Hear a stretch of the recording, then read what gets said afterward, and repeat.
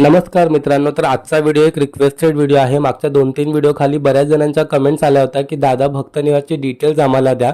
तर सगळ्यात पहिली गोष्ट तर मित्रांनो, भक्तनिवास हे गणपतीपुळ्याच्या मंदिरापासून थोडंसं लांब आहे, पण अगदी 50 रुपयामध्ये तुम्ही मंदिरात जाऊ शकता। तर ही जागा वर्थ का आहे राहण्यासाठी ते तुम्हाला मी सांगतो। कारण मंदिराच्या जवळपास जर तुम्ही एन्क्वायरी केली तर अगदी साध्यातलं साधं नॉन एसी रूम तुम्हाला 1200 ते 1300 रुपयापर्यंत मिळते आणि सीझनमध्ये तर अगदी 2000 पर्यंत।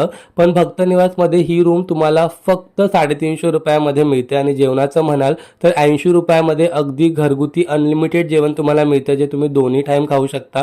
ब्रेकफास्ट सुद्धा इथे उत्तम मिळतो।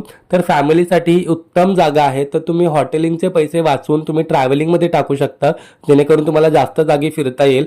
आम्हाला जास्त जागी फिरता आलं नाही, कारण चारवीच्या खाण्यापिण्याच्या वेळा आम्हाला पाळायच्या होत्या, त्याच्यामुळे एक दिवसातून 2 वेळा तरी आम्हाला हॉटेलवरती यावं लागत होतं। बाय द वे, हा व्हिडिओ तुम्हाला युजफुल वाटला का हे कमेंट करून नक्की सांगा। Bye bye.